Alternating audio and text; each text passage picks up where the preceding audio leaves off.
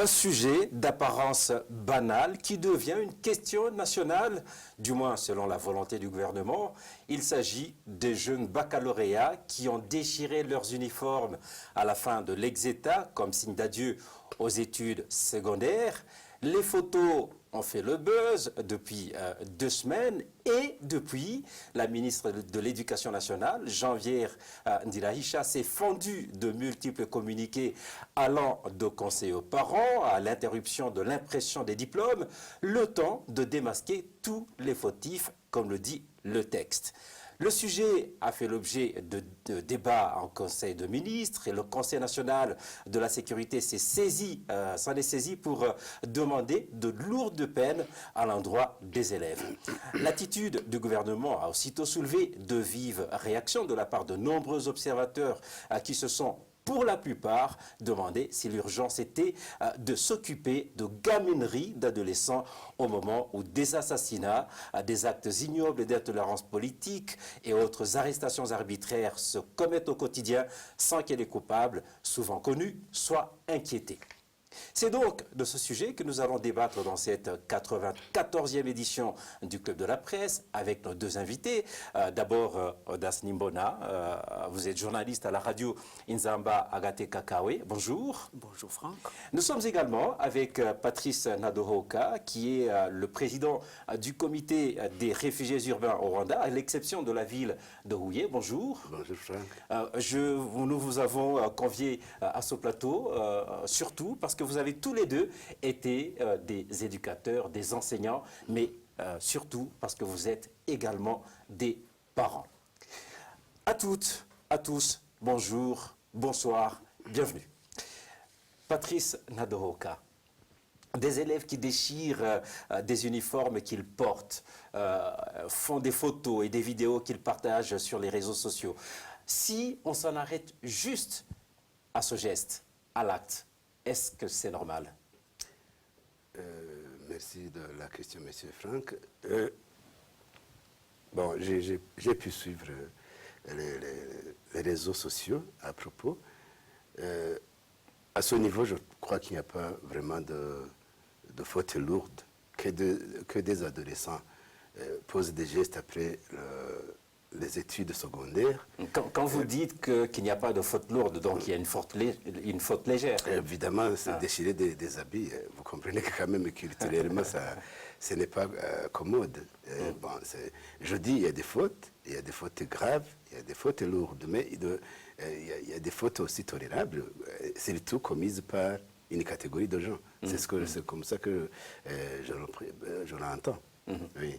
Mais quand vous dites que c'est une faute légère, c'est une faute légère, on sait que la mode aujourd'hui, c'est de mettre pour des enfants de cet âge-là des pantalons qui sont déchirés, voire même des habits, comment dire, certaines chemises qui sont un peu déchirées, quelque peu déchirées. Est-ce que ce n'est pas dans cette tendance-là? Bon, comme c'était des uniformes déjà bien cousus, je pense qu'il y a quand même une petite anomalie aujourd'hui. Sinon, la mode, c'est la mode, le style, c'est le style. Aujourd'hui, on observe beaucoup d'histoires chez les jeunes. Il y en a même qui portent des mini-jupes trop courtes et donc qui se promènent dans les rues. On le voit régulièrement. Mais ce qui est un peu anormal par rapport à cela, c'est que ces élèves vont déchirer quand même des uniformes bien cousus. Donc, il y a un petit problème à ce niveau. Mais compte tenu de l'âge quand même, il y a aussi moyen de délibérer. C'est ce que je dis. Oui, mais si vous dites comme ça veut dire que l'attitude du ministère de l'Éducation, en particulier de la ministre qui a produit beaucoup de communiqués à ce propos, donc pour vous, c'est exagéré. C'est très exagéré. Je vous dis, M. Franck, d'abord, la faute a été commise en dehors de l'école. C'était après l'ex-État. Donc, les enfants allaient se régaler certainement, se prendre un verre pour montrer qu'ils ont terminé les études. Alors, si elle devait être logique, la ministre, la décision ou l'analyse de l'infraction devait se dérouler au niveau des différentes écoles, des écoles respectives, parce que je me dis que tous ces élèves qu'on a vus sur les réseaux WhatsApp ne fréquentaient pas la même école.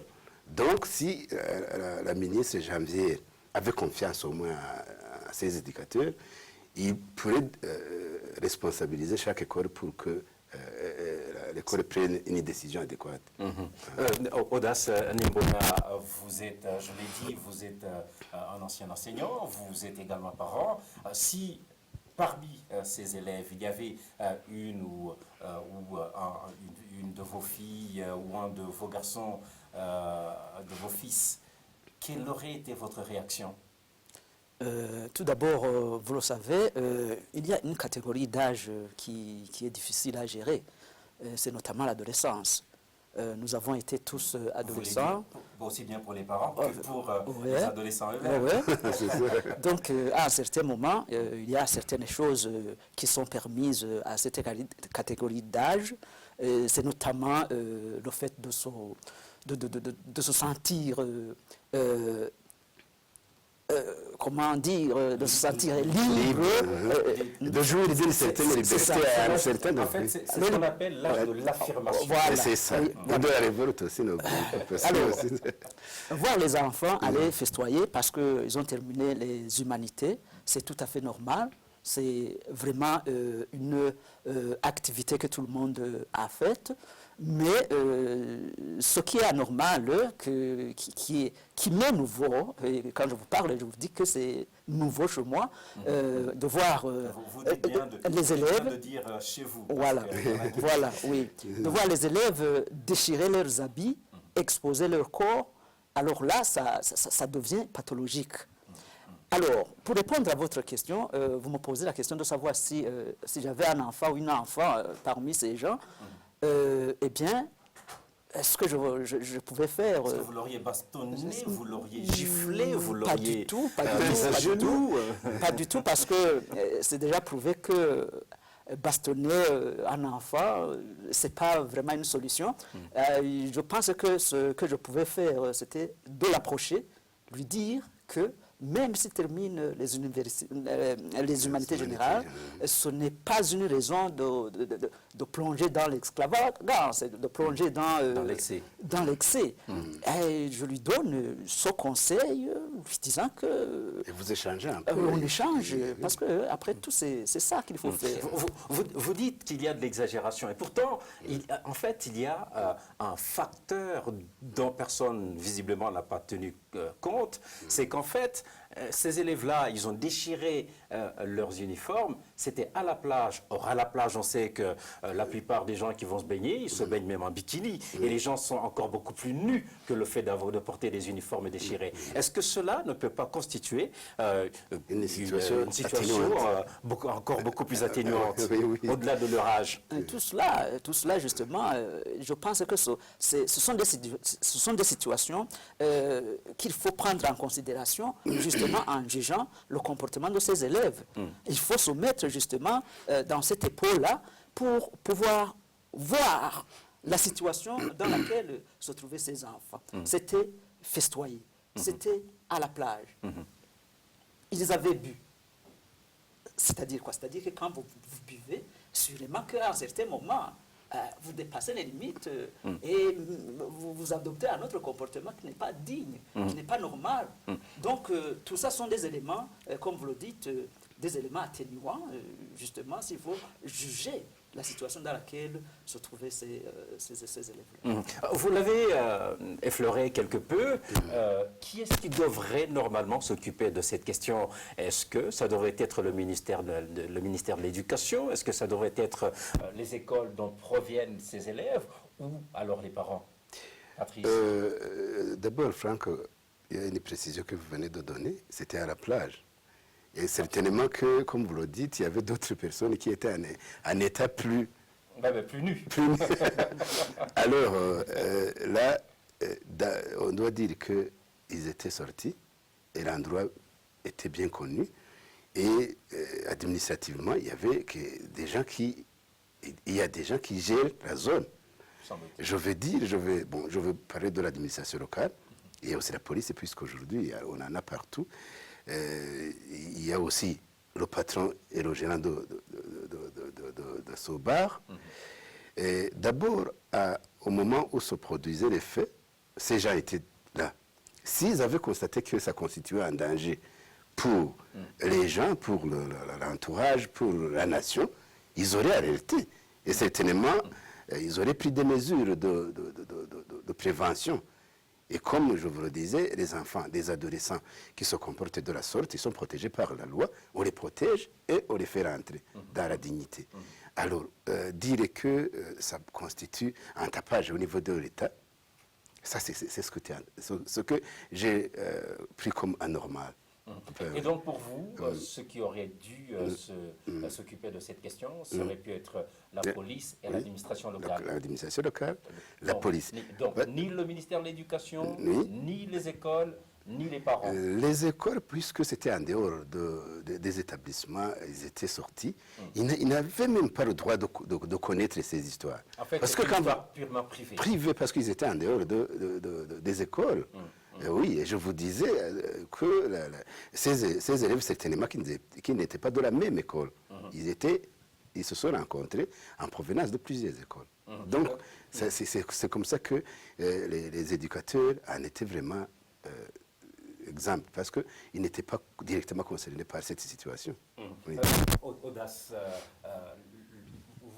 nombre de personnes estiment que la réaction du gouvernement, de par les communiqués intempestifs de la ministre de l'Éducation, Javier Ndirahicha, le débat au Conseil des ministres, la sortie du Conseil national de la sécurité est disproportionnée. Pourquoi, selon vous? Pourquoi cet acharnement du gouvernement sur ce sujet-là? Bon, s'occuper des questions qui concernent l'éducation, c'est une affaire de tout le monde, même les autorités. Donc, a priori, c'est une bonne chose. Oui, ce n'est pas un problème. Alors, ce qui me paraît anormal, c'est l'effort ou les efforts qu'ils ont consentis justement à cette histoire. Alors que vraiment, c'est tellement isolé que ça ne devrait pas impliquer les hauts... Les plus hautes autorités. Les hautes instances de l'État. Donc, il y a lieu de penser que peut-être qu'il y a autre chose qui a motivé cette implication. Parce que de toutes les façons... Et ça serait quoi, selon vous? C'est peut-être désorienter l'opinion ou montrer qu'on s'occupe... Distraire l'opinion, comment on dit? Distraire l'opinion, oui. Montrer qu'on s'occupe beaucoup plus des affaires de l'État, même si sans en être. Petites histoires, sans en être, voilà. Donc, je pense que c'est dans cette logique-là. Certains voient dans l'acte de ces élèves, vous l'avez également effleuré, un symbole qui peut s'identifier à bien d'autres posés par des générations à travers le monde, par des élèves qui terminent leurs études secondaires, comme le fait de déchirer ou de brûler des cahiers, des escapades et autres consommations exagérées d'alcool et même de drogue. D'autres vont jusqu'à se demander, est-ce que les autorités burundaises n'ont pas elles-mêmes traversé cette période d'adolescence où parfois les excès semblent permis. Bref, pour dire que les élèves méritent un peu d'indulgence. Patrice. Moi-même, c'est ce que je pense, parce que, M. Franck, les temps changent. Quand on était à l'école secondaire, nous, disons que la ministre de notre génération, si elle pouvait penser à ce que nous avons vécu. Parce que, ou à ce qu'elle-même a fait, ou ses amis, ou ses camarades de classe. Je dois aussi préciser que les élèves... Enfin, pas qu'elle, disons, les autorités en général. En général. Donc, je dois aussi préciser que les élèves qui terminent les humanités aujourd'hui sont d'un âge vraiment très bas. Ce sont des adolescents.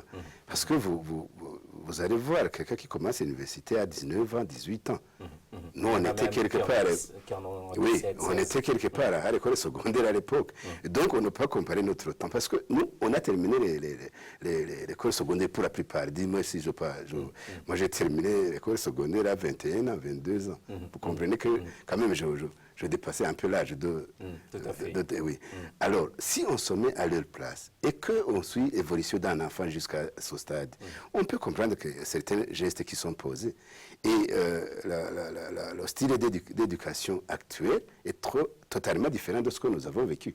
Nous, on était frappés au jour par nos parents évidemment, c'était le mode. Ce qui vous empêchait C'était le style, de hein. commettre certains excès. Bon, à l'époque, oui. À l'époque, oui. Aujourd'hui, tu frappes, tu diriges la position de l'enfant et au fur et à mesure, tu repères. Donc, moi, je me dis qu'on a exagéré vraiment en appréciant la faute de ces enfants. Si je vous comprends bien, en fait, vous tendez vers le fait de parler de conflit générationnel. Absolument. C'est un conflit de génération parce que on a tendance à prêter aux enfants, aux jeunes enfants, des intentions qu'ils n'ont pas voulu manifester.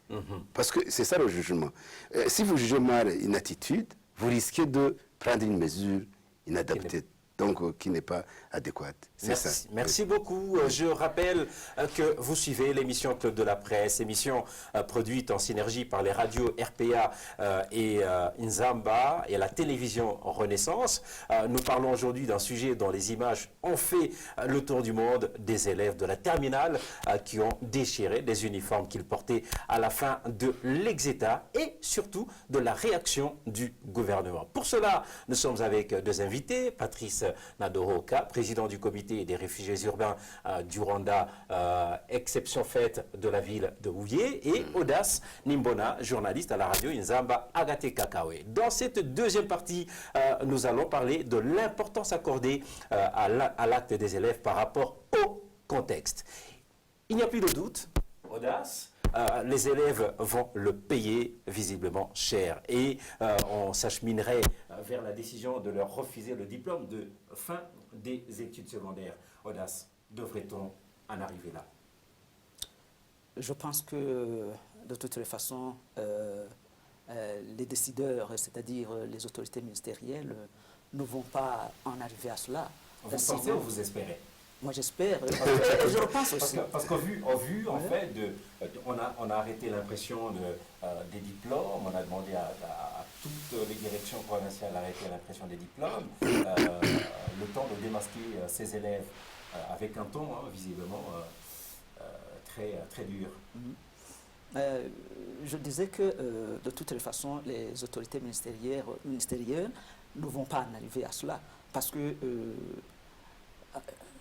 je pense qu'avec le temps qu'ils ont attendu, ils sont en train de réfléchir justement par rapport à la décision qu'ils peuvent prendre. Sinon, ne pas octroyer des diplômes pour avoir se saouler dans un cabaret, je pense qu'il y a une inadéquation entre les deux situations. Mais si vous voyez les efforts qui sont mis sur ce sujet, si cela advenait, eh bien, il n'y a pas mille chemins. C'est-à-dire que je me dirigerai vers la justice. Hein? Je vais... Quand vous dites « je me dirigerai », en tant que comme parent. Je parle comme parent. Je parle comme parent. Je parle comme parent. Et je parle aussi comme éducateur. Et je parle aussi comme quelqu'un qui observe, qui compare les systèmes éducatifs, qui compare... oui, justement, les systèmes éducatifs, comme je le disais. Et donc, mais de mon droit, en tant que parent ou en tant qu'éducateur, d'aller me plaindre devant la justice. Mais vous parlez de la même justice en laquelle, visiblement, peu de gens ont confiance aujourd'hui, parce qu'ils sont sous la mainmise des mêmes autorités qui sont en train de prendre... Mais non, toi tu fais ton devoir. Oui, c'est ça. Tu laisses la façon de l'avoir. Ça, c'est vrai. C'est certes un geste condamnable, Patrice, dans une certaine mesure, mais le gouvernement devrait-il en faire sa priorité dans le contexte actuel, surtout politique? Bon, je ne pense pas que ce soit vraiment une priorité pour le gouvernement. Et d'ailleurs, je me dis qu'ils ont appliqué l'attitude de 2 poids 2 mesures. Vous souvenez-vous dernièrement, à Kirundo, il y a un éducateur qui a engrossé plus de 13 jeunes filles dans son établissement. Et il n'y a pas eu de tapage pareil. Or, à mon entendement, ça devait être plutôt, ça devait préoccuper l'État plus que... Donc il y a de véritables crimes. Il y a de véritables crimes. Le gouvernement ferme les yeux parce que pour des raisons politiques, et d'autres crimes qui sont trop légers. Et il agit d'une manière, des délits, oui. Alors, je poursuis en disant que par exemple, ici, aujourd'hui, nous assistons à des assassinats massifs et une intolérance politique au niveau de certains membres du parti politique. Mais le Conseil national de sécurité ne se prononce jamais à ce sujet. Et encore moins d'autres. Oui. Et parfois même, les coupables sont même connus. C'est ça. Et en tant que représentant des réfugiés, moi, j'observe beaucoup de nouveaux venus et qui échappent à la mort, qui sont torturés, qui sont vraiment, qui ont connu pas mal de... C'est juste une parenthèse. C'est une parenthèse. Donc il y a encore beaucoup de gens, de personnes qui fuient le pays en raison de l'insécurité. Oui, notamment basé sur cette intolérance politique qui fuient parce qu'ils échappent à la mort. Alors, je me dis que ces questions devraient préoccuper ces instances supérieures de l'État plutôt que de s'acharner à des enfants qui ont commis de ces petits délits, alors qu'il y a beaucoup. Donc, moi, je me dis, comme le disait Audace, que c'est une façon de distraire à la veille des élections, distraire les gens, créer des problèmes qui n'en sont pas, pour montrer à l'opinion qu'ils sont en train de travailler, alors qu'il n'en est rien. Et voilà, c'était donc l'avis de ceux qui ont pu réagir au sujet du jour. Que pensez-vous de l'intervention du Conseil national de sécurité, Audace? Ce Conseil a-t-il sa place dans cette problématique, si elle en est? Moi, je dis que les questions les questions de l'éducation, ce sont des questions qui concernent tout Burundais, qu'il soit petit ou qu'il soit grand. Donc, le Conseil national de sécurité, si il veut contribuer pour un bon avenir de l'éducation, là, il n'y a aucun problème. Mais pour le cas d'espèce, je pense que les élèves qui ont manifester ce qu'ils ont fait à la plage. Leur joie. Ils ont manifesté leur joie. Oui, bien sûr, ils ont exagéré à un certain moment parce qu'ils ont déchiré leurs uniformes. Je pense que cette situation ne devrait pas concerner ou mobiliser les hautes autorités de l'État. Parce que, comme le disait Patrice, il y a d'autres situations encore plus dures, encore plus méchantes que l'on observe sur le territoire national qui sont même qualifiés de crimes contre l'humanité. Des crimes contre l'humanité, mais qui ne mobilisent pas justement ces autorités. Ils le regardent, ils observent, mais ils ne disent rien. Sauf qu'aujourd'hui, il y a quand même un certain langage. Voilà. Ça commence un peu à changer. Tout ça, on peut... Ce n'est pas le sujet du jour. Ce n'est pas le sujet du jour. Voilà. Il faut quand même le signaler. Sinon, vraiment, je trouve pathologique de voir de plus hautes autorités s'intéresser à des histoires qui se passent dans des cabarets. Il n'y a personne qui a blessé l'autre, c'est tout simplement une manifestation de joie. C'était la joie, c'était le rage, c'était des adolescents. À un certain moment, les adolescents copient. Comme on le disait dans la première partie. Ils copient avec le WhatsApp, etc., etc. Et ils peuvent avoir vu que quelque part, après les humanités, il y a une catégorie d'élèves qui font ça. Et voilà. Donc, c'est une sorte de contamination. Alors, pour mon résumé, justement par rapport à la question, les plus hautes autorités ne devraient pas vraiment s'acharner à s'impliquer beaucoup dans une telle situation. On s'achemine vers la fin de cette édition. Un conseil à l'endroit du gouvernement, Patrice, sur cette question particulière? Un conseil, certainement que même la ministre est en train de suivre certaines réactions des gens. Et c'est pour cette raison qu'elle a pris une mesure provisoire, donc pas encore définitive. Elle est aussi parent, je crois. Il pourra certainement prendre une mesure comme un parent. Parce que imaginez-vous, M. Franck, que quelqu'un puisse rater son diplôme pour des banalités pareilles. Et l'enfant serait frustré éternellement. Et c'est une façon de créer une haine inexplicable dans ces conditions. Donc, je conseillerais à tous ceux qui ont une voix qui porte loin, surtout les décideurs en la matière, de de penser à l'avenir de ces enfants et surtout de prendre des mesures qui ne sont pas trop dures pour l'intérêt de la nation. Et surtout de considérer l'attitude de ces enfants par rapport à leur âge. Ça pourrait aussi permettre à la ministre de comprendre cette réaction en tant que parent. Voilà. Audace, il vient de parler de frustration. Est-ce que vous y voyez d'autres conséquences? Les conséquences sont nombreuses, justement. Oui. Mais ce sont des conséquences qui ne devraient pas, justement, avoir lieu. Ou alors je m'exprime mal. Les conséquences sont nombreuses. Les conséquences sont nombreuses. D'abord, si on leur refuse le diplôme, ils ne vont pas continuer les études. Ça, c'est la première conséquence. La deuxième conséquence, ils peuvent adopter d'autres comportements encore plus méchants que celui qu'ils ont manifesté comme pour se venger.